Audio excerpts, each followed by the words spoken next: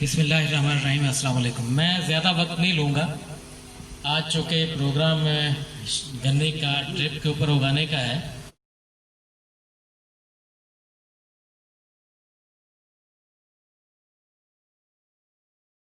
लेकिन आप ये समझते हैं बतौर गन्ने के काश्तकार कि खादों का कितना बड़ा रोल है।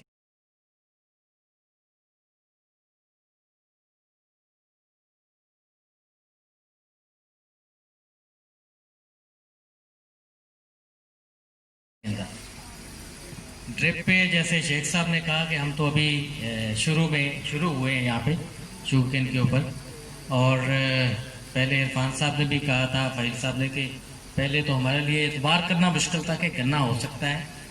ये 2019 की बात कर रहे हैं, मैं 1990 की बात कर रहा हूँ। मैं 1990 से गन्ना ड्रिप पे उगाता हूँ, 1990। तो मैं स्टेट ऑफ हवाई में था, यूएसए में, जहाँ से मैंने पीएचडी की है। तो हवाइन शुगर प्लांटर्स एसोसिएशन एक, डॉक्टर साहब को पता है क्योंकि वो गन्ने से वाबस्ता हैं। ये दुनिया में उसको गन्ने की जो तहकीकाती इदारा है, उस वो गन्ने के तहकीकाती इदारों की माँ कहा जाता है उसको।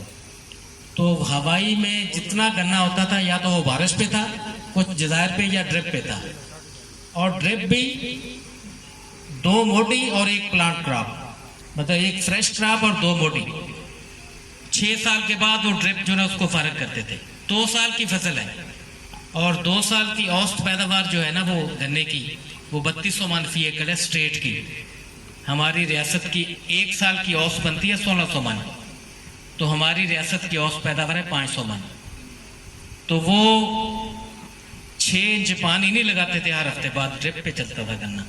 और ड्रिप के अगर शुरू में किसी दोस्त ने यहाँ पे आके देखा हो, तो वो, मैं पंजाबी में कहता हूँ कि ड्रिप में आप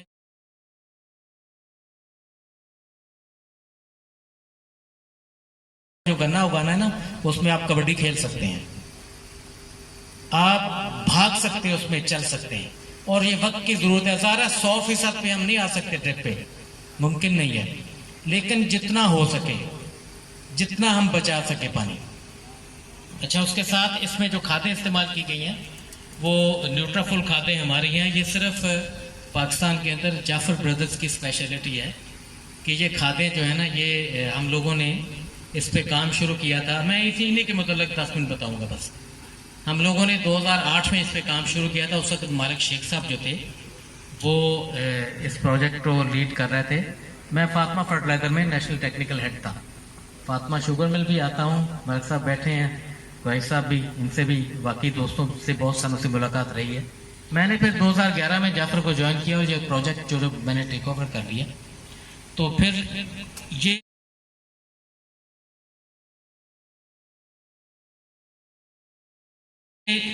खाद जो है, ये स्पेशल खाद है, इसको 2014 में हमने गवर्नमेंट ऑफ पाकिस्तान से, Pakistan standards and quality control authority है, जो पाकिस्तान के अंदर मतलब साबुन, तेल और खादों तक हर चीज़ का स्टैंडर्ड बनाती है कि किस चीज़ में क्या होगा, वहाँ से ये स्टैंडर्ड अप्रूव करवाया। और बुनियादी तौर पे ये खादें ज़रूरत क्यों पेश है इसकी में, जो बुनियादी बात है हमारी ज़मीनों की, कि आप सनावा में मौजूद हों या चोलस्तान चले जाएं या सिंध चले जाएं, ज़मीनें हमारी कलराठी और नमकियात वाली हैं। आपको बाज़ार बहुत अच्छी ज़मीन आपकी नज़र आएगी, जब आप तजिया करवाएंगे तो वो जिप्सम ज़रूर रिकमेंड करेंगे, तो ये जिप्सम इतना डाल लें जी, नमकियात हैं, इसमें इखलाक खाद डालें, सल्फ्यूरिक एसिड फ्लड कर लें। तो बुनियादी मसला हमारी ज़मीनों का है। और ये जो ज़मीनें हैं जिनमें नामियाती मादा ना होने के बराबर है, 0.5%, अच्छी ज़मीन जो प्रोडक्टिव ज़मीन है, जो पैदावार देने वाली ज़मीन है, उसमें नामियाती मादा 1.5% से कम नहीं होना चाहिए। और हमारे यहाँ मौसमी हालात ऐसे हैं, ज़मीनों की साख्त ऐसी है कि नामियाती मादा जितना मर्जी आप ऐड कर लें, वो 1 सीज़न के बाद बरकरार नहीं रह सकता है, जल जाता है वो। फिर ज़मीनी कैफियत ऐसी है। अच्छा, इन हालात के अंदर होता है कैल्शियम की इंतहाई ज़्यादती है ज़मीनों के अंदर, और एक जुज़्व है मैग्नीशियम, वो पौधे की ग़िज़ा भी है लेकिन उसकी भी ज़्यादती है। और कोई भी ग़िज़ा जब पौधे की ज़्यादती के अंदर जाएगी ज़मीन में, तो वो जहरीली हो जाएगी ज़मीन के लिए भी और पौधों के लिए भी।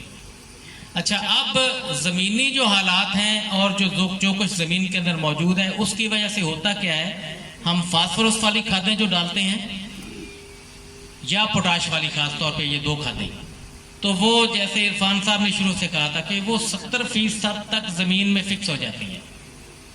और बाज़ औक़ात आप देखते हैं अपने खेतों में कि खाद तो बड़ी डाली थी जी, फसल कण कोई नहीं है, वो होता क्या है, मुयस्सर ही नहीं होती। 30 से 35% मुयस्सर होती हैं। और इसी तरह यूरिया के लॉसेज हैं, यूरिया नाइट्रोजन वाली बड़ी खाद है, इसके अलावा बाकी छोटे पैमाने पे हैं, कैन है या कुछ और अमोनियम सल्फेट है। तो यूरिया के लॉसेज, जैसे पानी ज्यादा लग गया उसने नीचे भी जाना है तो वो आधी तो आपके गई नीचे। और अगर गर्मी है, ऐसे इलाके जहाँ पे पानी की कमी है, छट्टा दे दिया तो वो आधी उड़ भी जाएगी। वो भी आपकी 33% से ज्यादा इस्तेमाल नहीं होती यूरिया। ये तहकीक है पाकिस्तान के अंदर, तहकीक के नतायज हैं। अब इन चीज़ों को अच्छा होता क्या है कि कुदरती तौर पे खादें जितनी आप ज़मीन में डालते हैं उनके ऊपर अल्लाह ताला की ज़ात ने मखसूस बैक्टीरिया खुदा ने पैदा किए हुए ज़मीन के अंदर। कोई खाद उसके ऊपर जब उसका मखसूस बैक्टीरिया जब तक अमल नहीं करेगा, पौधा उसको ले नहीं सकेगा। मसलन मैं एक मिसाल देता हूँ, आपको याद रखने की जरूरत नहीं है, नाम अंग्रेजी में है कि यूरिया जब आप डालते हैं तो उस पर दो बैक्टीरिया हैं, नाइट्रोसोमोनास और नाइट्रोबैक्टर। ये जब दो बैक्टीरिया बारी बारी, मैं सलीस जुबान में बात करता हूँ, खा के इसको उगलेंगे नहीं, नाइट्रोजन आपकी इस्तेमाल नहीं हो सकेगी। मकई का पौधा सबसे नाजुक होता है, 2-3 पत्ते की हालत में हो। मैं ये मिसाल इसलिए दे रहा हूँ कि बैक्टीरिया कैसे अमल करने, उसमें 20 बोरी यूरिया की डाल दें वो जलेगा नहीं अगर वो बैक्टीरिया मौजूद नहीं है। तो अगर वो बैक्टीरिया मौजूद है तो उसको वो हमें एहतियात से उसके वक्त के मुताबिक, कद के मुताबिक, उसकी उम्र के मुताबिक थोड़ी थोड़ी डालनी पड़ेगी। और फास्फोरस का इशू भी यही है कि फास्फोरस को जो हल करने वाले बैक्टीरिया हैं वो जमीन के अंदर इतने कम हैं और जमीनी हालात ऐसे हैं जिसकी वजह से फिक्स ज्यादा होती है, जायद ज्यादा होती है, मुयस्सर कम होती है। अब ये जो बैक्टीरिया दुनिया में काम हो रहा था 70 की दहाई से इस पे कि ऐसे ममालिक, ऐसी जमीनें जहाँ पे खादों के ज़ाय होने का, खादों के फिक्स होने का मसला है, वहाँ पे क्या किया जाए। ये खाल तो मौजूद है, मैं अभी बता देता हूँ कि ऑर्गेनिक मैटर नामियाती मादा आप 2% कर लें, आपको जरूरत ही नहीं है। अब वो कैसे करेंगे, मिल के मिन्नत अल्लाह करके प्रेस माटी ले सकते हैं। जानवर तो रखे नहीं किसी ने, ना किसी खान साहब ने रखे हैं, ना किसी चौधरी ने रखे हैं। और ये मिसाल मैं हमेशा था, गाँव में, मेरे गाँव में मेरा अपना भाई काश्तकारी करता है और एक वक्त था, मैं मिसाल इसलिए देता हूँ कि ये 100% फिट है जिम्मेदारों पे। 1968 में हम लोगों ने ट्रैक्टर खरीदा था, मैसी 135 होता उस वक्त, इंग्लैंड से आया, वो डब्बे में बंद हो गए, चला गया। उस वक्त 4 जोड़ियां बैलों की, गाय भैंसें। अच्छा, 15-20 साल गुजरे, एक ट्रैक्टर आ गया, भैंस एक भी नहीं है, बैल एक भी नहीं है। अब वो लोग जो गाँव में जिनकी ज़मीन नहीं है, वो अगर मेरे भाई की ज़मीन से चारा लेके जाते हैं, घास लेके जाते हैं, हम दूध उनसे खरीदते हैं। 90% में आप पे भी यही सच है। तो किधर से लाएंगे आप ऑर्गेनिक मैटर, नामियाती मादा, रूढ़ी खाद किधर से लाएंगे? पॉसिबल नहीं है। डाल भी देंगे तो वो एक फसल, उसके बाद उसका इफेक्ट खत्म। तो इन मसाइल के हल के लिए फिर हमने भी दुनिया के साथ मिलकर काम शुरू किया, जाफर ब्रदर्स ने भी। और ये बैक्टीरिया जो है ना, प्लांट ग्रोथ प्रोमोटिंग बैक्टीरिया का खास ग्रुप है, उसको कोट किया इन खादों के ऊपर, ट्रायल किए। 2008 से हम शुरू हैं, फिर 2011 से उसको ज़रा काम को बढ़ा दिया। 2014 में गवर्नमेंट से ये स्टैंडर्ड अप्रूव करवाया। और ये मैं आप बता दूं कि ये बैक्टीरिया करते क्या हैं। बुनियादी तौर पे ये पौधों की जड़ों के साथ ही होते हैं, जैसे मैंने पहले अर्ज की कि कुदरती, लेकिन वो इतनी कम मिकदार में है कि उनकी एफिशिएंसी, उनकी इफादियत वो नहीं थी जो हम लेना चाह रहे थे। पौधे की जड़ों से, गंदम से, कपास से, मकई से, कमाद से, इनकी जड़ों से हासिल किए गए। उनको लैब में प्योरीफाई किया गया, मुख्तलिफ नस्लें देखी गई, उनको टेस्ट किया गया, उनको कोट किया गया। और जो बेस्ट थी, जिन्होंने बेस्ट परफॉर्मेंस दी, वो सबसे ज़्यादा जो मुअस्सर साबित हुए, उनको हमने ग्रुप बना के उनको महफूज भी कर लिया और कोटिंग भी शुरू कर दी। अब ये बैक्टीरिया करते क्या हैं? कुदरती तौर पे ज़मीन में जो कुछ करते हैं, ये भी वही करते हैं कि कोई ज़मीन से लिए गए हैं। जब इनको हम कोट करते हैं खादों के ऊपर, तो जो सोए होते हैं लेकिन जिंदा होते हैं।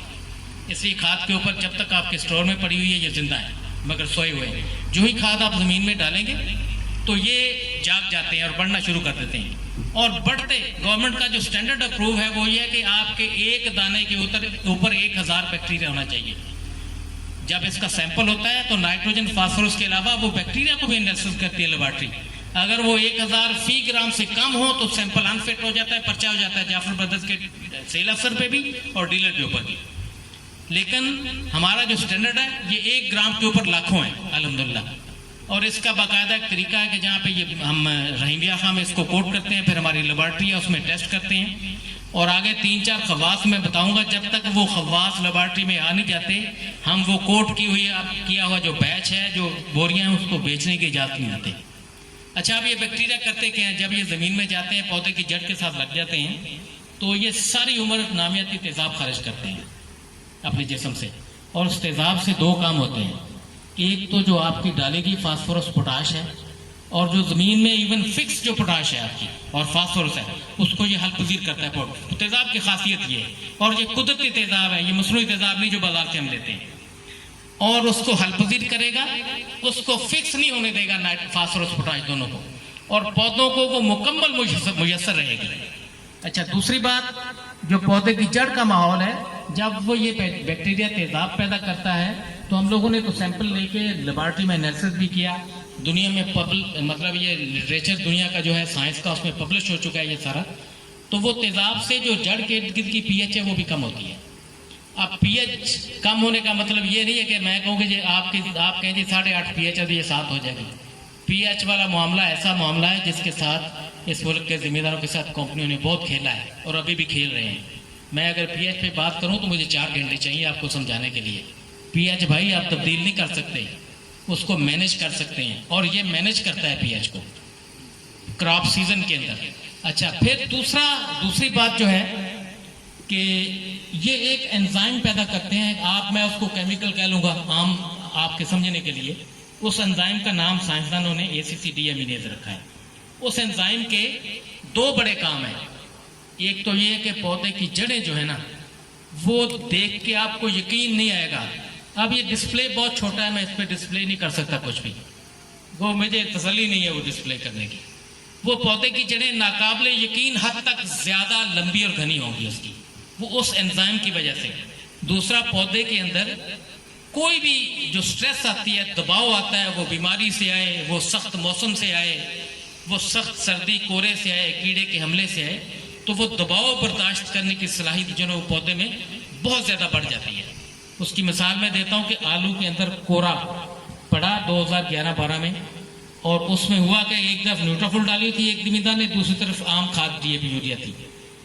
वो एक ही दिन की काश्त है, एक ही वैरायटी है, बराबर DAP यूरिया उधर सोना डाली है या जो भी डाला है उसने, वो उधर न्यूट्राफुल यूरिया है, दूसरी यूरिया, तो 12 बोरी का फर्क कोरे में था, उसने बर्दाश्त किया उसको।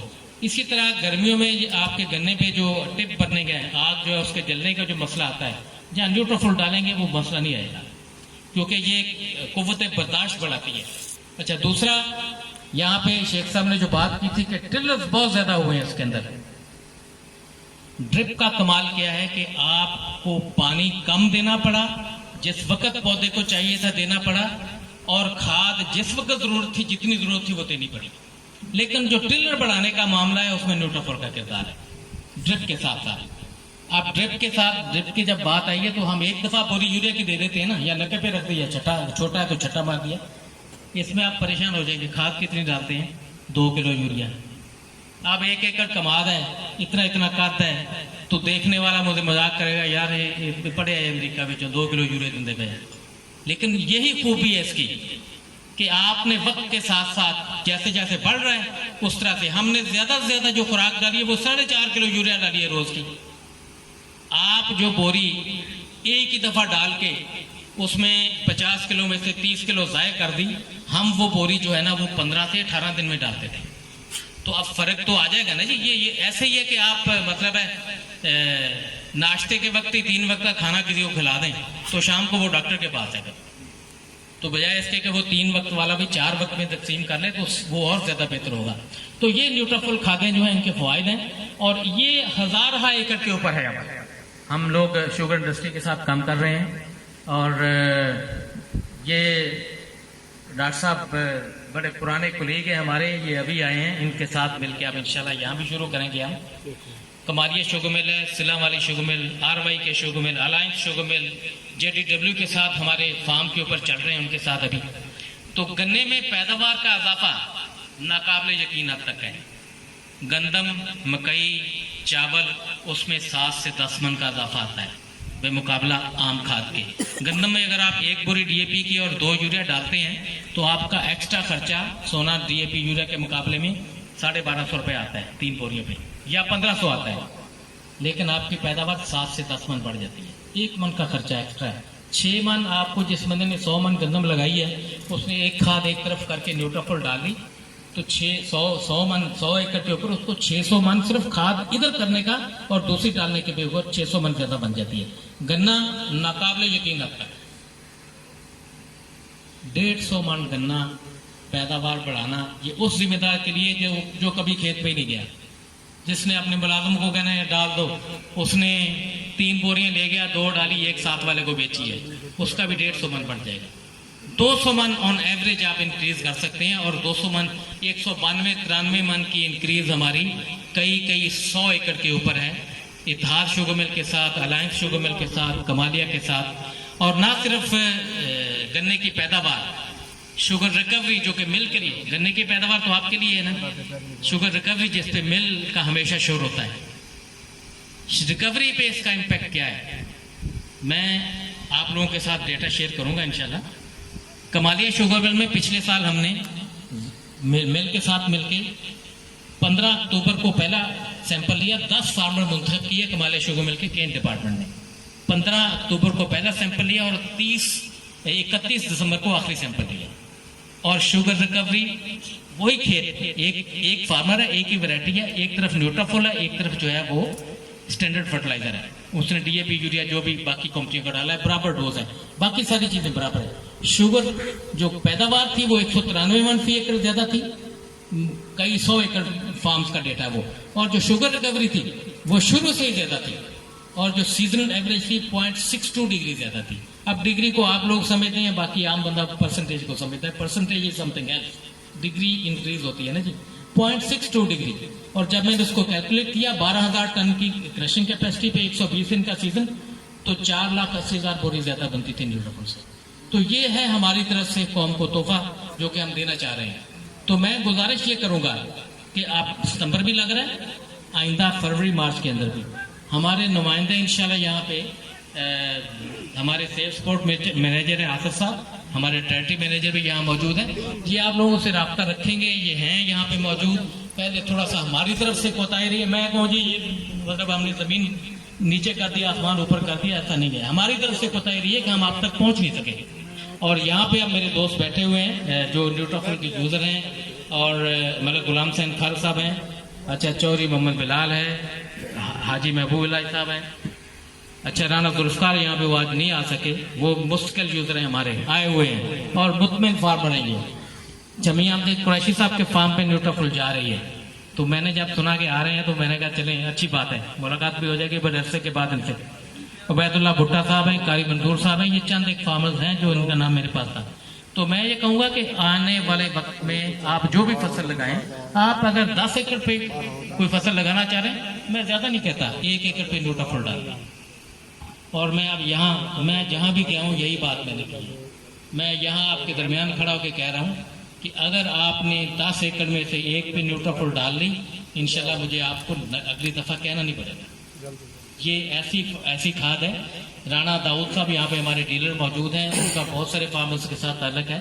तो इसी के साथ मैं खत्म करता हूँ अपनी बात को। और अगर हम देखें ना जी कि खर्चा कितना है, मैं गन्ने की मिसाल दे देता हूँ।